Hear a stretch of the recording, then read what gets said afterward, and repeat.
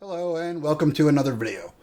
Trying something a little different with this offering. In this video we'll be going over the technical aspects of how to write a professionally formatted safety program.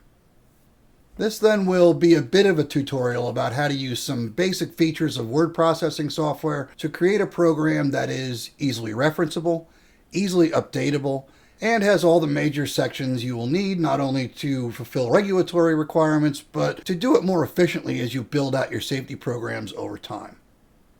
I'll start off by saying that there are many free templates available online for safety programs, and they can be very helpful, but many times those are used almost as a fill-in-the-blank form. These templates are not meant to take the place of a purpose-written document specific to your organization. I've used these templates occasionally, but found that to create a quality document, I would end up rewriting and reformatting so much of it that it made sense to just start from scratch myself. So this is what we'll be covering today, starting with a straight blank page.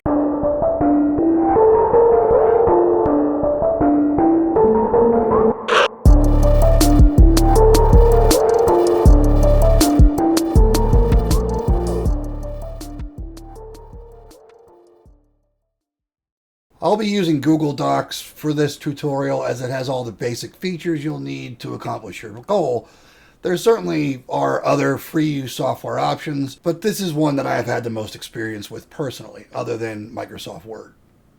I'll add a small word of caution related to Microsoft Word documents, especially existing or legacy Microsoft Word documents. If you're converting from a .doc or .docx or other common Word file format to something like Google Docs, there will very likely be some formatting issues when it's converted that will need to be repaired for the document to function properly. There are a lot more advanced features available in MS Word than in something like Google Docs, so there are inevitably going to be some challenges during the conversion. You'll also run into similar challenges if you happen to be attempting to convert from an uneditable version of a document like, say, a PDF to an editable version. I'll leave it to the computer science channels to tell you why, but these are some initial difficulties that may provide instant frustration for the uninitiated.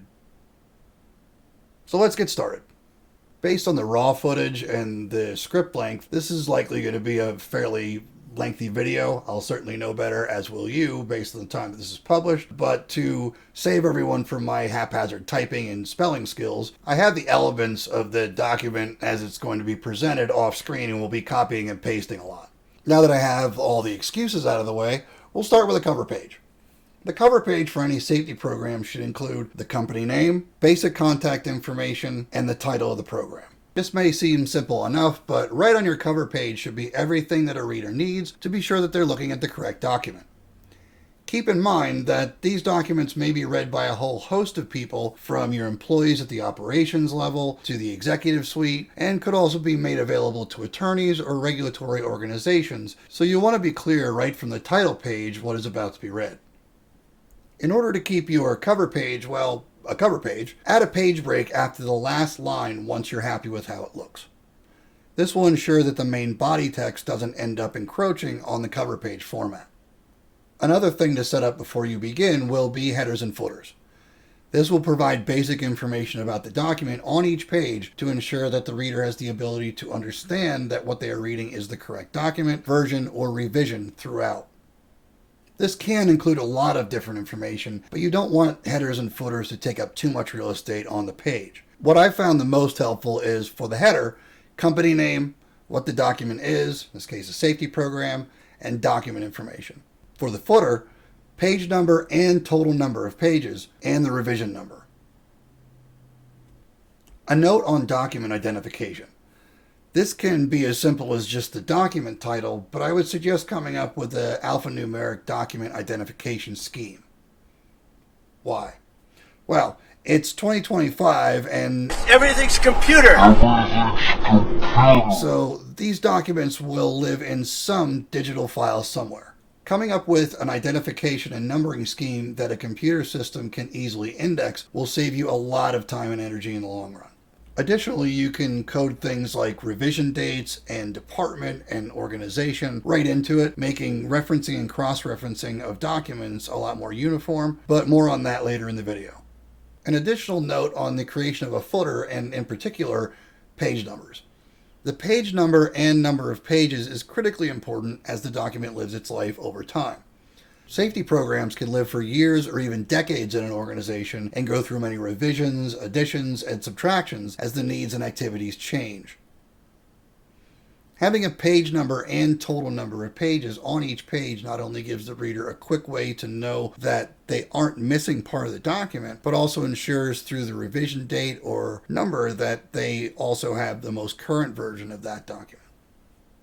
I've seen many instances of, say, a manager at an operation feeling like they're following a program to the letter, only to realize that there was a revision made to the program in the last year.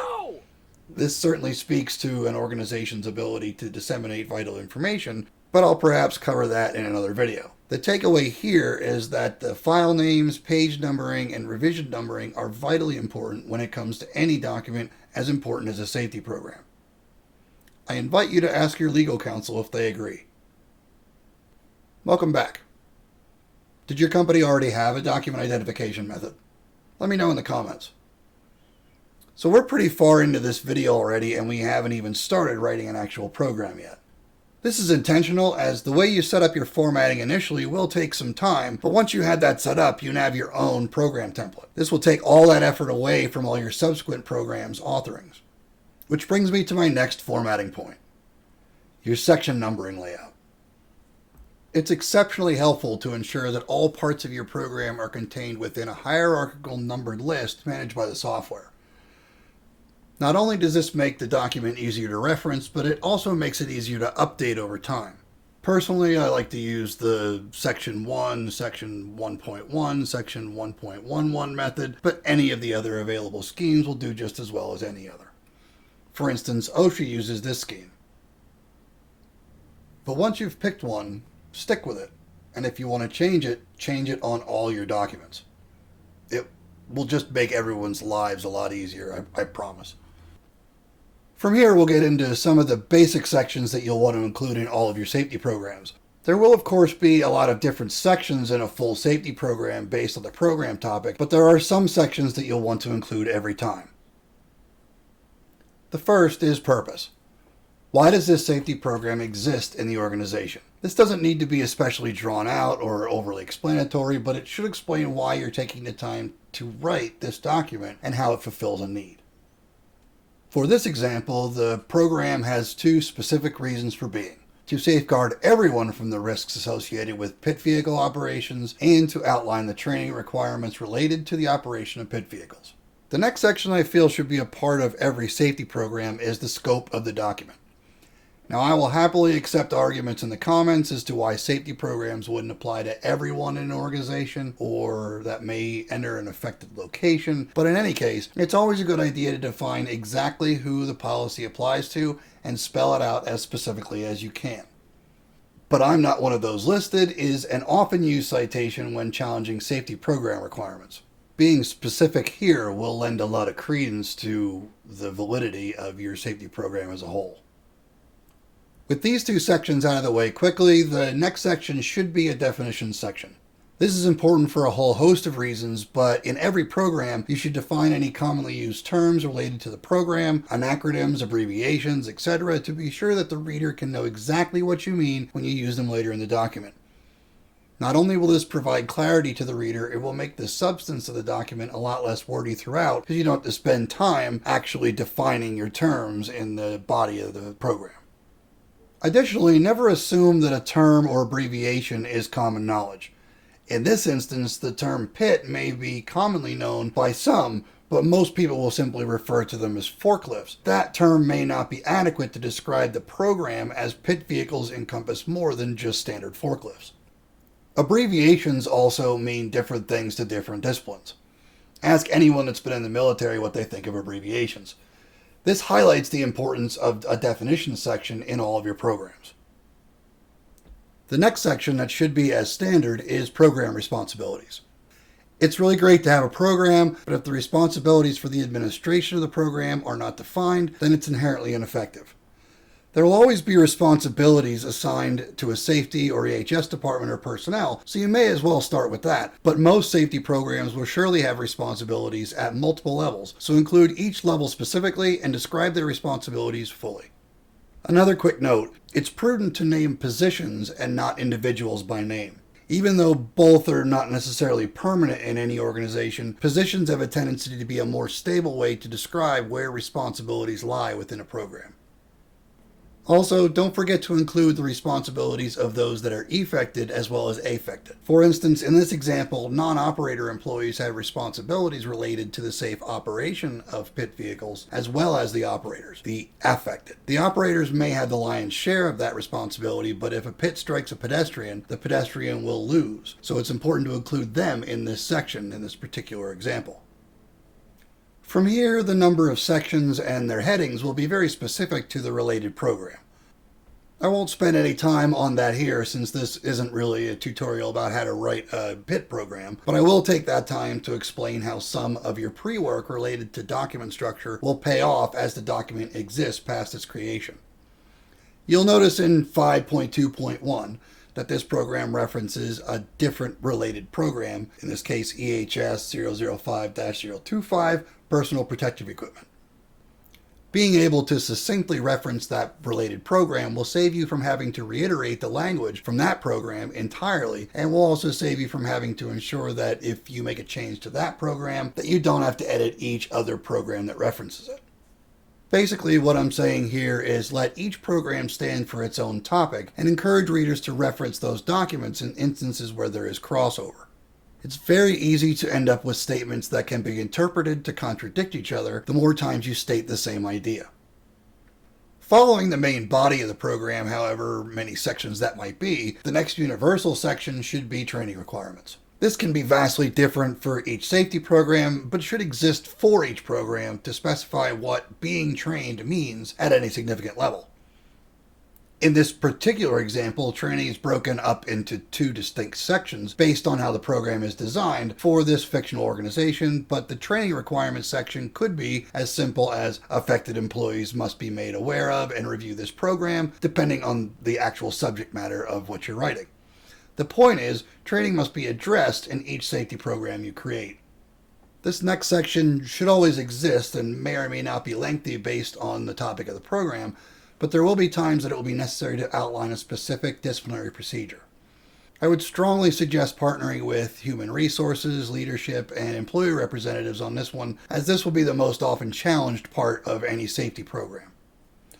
We won't go into any great detail related to this example, but this could be something as simple as referencing an HR or general company policy, or it can be rather involved, like in this example. It's rather descriptive, and you can see how having easily referenceable policies across the organization might help the construction of your safety program. Again, there may be additional sections throughout your program that are not highlighted here based on the subject of your program, but now we'll get into the sections that should lead into the conclusion of the document. The first should be a program evaluation section. Under OSHA, health and safety programs are required to be formally evaluated at least annually. This doesn't mean that evaluations can't or won't be ongoing outside of that interval, requiring updating of the written program more frequently, but there should be a section of each program that outlines how this will be accomplished in both instances. It's also a great idea to outline how updates to your program will be communicated when they occur. I will likely do a whole video on effective employee safety program communication in the future, but we'll just put a pin in that for now. Next, you'll want to include a section related to record keeping. Minimally, what records will be kept and for how long, and should also include how and where they will be stored with other relevant information. For these sections, it's a good idea to consult legal counsel or your records retention team to be sure that the information is not only in line with applicable laws and regulations, but also with broader company guidelines and policies. The Appendices section will depend a lot on the program, but if there are any internal supporting documents to your program, this is the place to list them. I'll explain a little more at the conclusion of this video, but this would be a place for things like inspection checklists, training materials, exams, basically anything specific to the program that aids directly in its administration. As you start to wrap up the document, a references section should be included.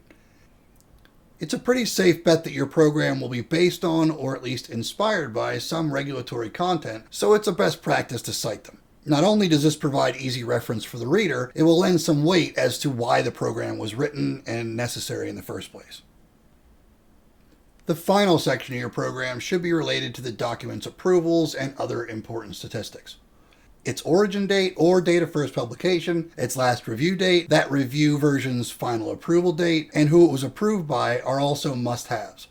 Quick note, having somebody who can approve a document is very helpful, even if you are the quote-unquote final authority on the content of the program.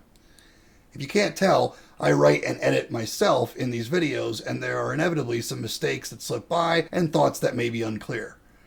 Having someone look over and sign off on something like a safety program says a lot about the legitimacy and professionalism that went into its creation. Now, as promised, I'll take an opportunity here to talk about version histories and how to appropriately archive previous iterations of the document. When updates like language changes, procedural changes, or anything that changes the substance of a safety program are made, the previous version should be archived to preserve its previous form. There are a ton of legal reasons why this is prudent, but I'll focus on the effect that these histories can have on your safety program as a whole. Transparency in your safety program, both specifically and overall, is key to maintaining a healthy safety culture in your organization. Keeping older versions of safety programs is a big part of that endeavor. There will be occasions, no matter how well communicated, that when a change is made to a safety program, someone won't get that information. But keeping previous versions of key documents like safety programs will go a long way to demonstrating transparency in that process. A good example of this may be with an employee that returns to the organization after a few years. A few years ago, the training requirements to be a pit operator may have been different, and if there is any confusion, you'll easily be able to understand where that confusion comes from so that you may address it effectively. Version histories also help a lot with the continuity of your safety program over time. If you are the person charged with health and safety now, you may not always be, so having an archive of the progression of your safety programs is invaluable from a business continuity perspective. I can say from experience that the last thing you want to do coming into a position is hunt and search around for information. I've had to do it in the past, and it wastes a lot of effort and reflects poorly on all the hard work you put in to creating those documents in the first place. Okay, I'll get off my soapbox now. I have one final thought on archiving and version histories related to incident and accident investigations. In my Fundamentals of Accident Investigations video, I discussed the preservation of evidence. Safety programs certainly fall into this category. Safety programs related to a specific investigation should also be preserved as they were during the incident as a matter of evidence collection. There is a non-zero chance that part of the result of an investigation will result in updates to a safety program, so archiving the program in its original form is key from that standpoint as well. Okay, I'm getting back up on the soapbox for a moment to wrap this video up. Think of your written health and safety programs as the foundation of your overall program. It's what specific procedures and policies rest on to be at their most effective. They should be broad documents that provide an outline and not necessarily a how-to guide. Leave that for appending documentation and training materials. They do take some time to craft, so don't rush the process and be sure to do your research. It may be prudent to include topics that exist but that don't necessarily apply to your organization at the time you're writing it. To keep with our example, your organization may only utilize electric forklifts, but it's a good idea to acknowledge other types of pit equipment in your program to address units brought in by contractors or rented temporarily at some point in the future. As stated at the beginning of this video, your program will vary based on your organization and the requirements of the program subject, but hopefully this video has given you a good jumping off point in the journey that is the authoring of a safety program.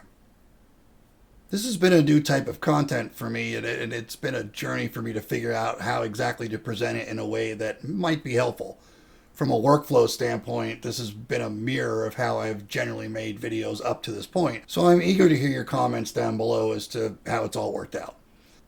The process of making videos, much like administering a safety program, has been a constant search for improvement, and your thoughts on that progress will keep this channel moving forward.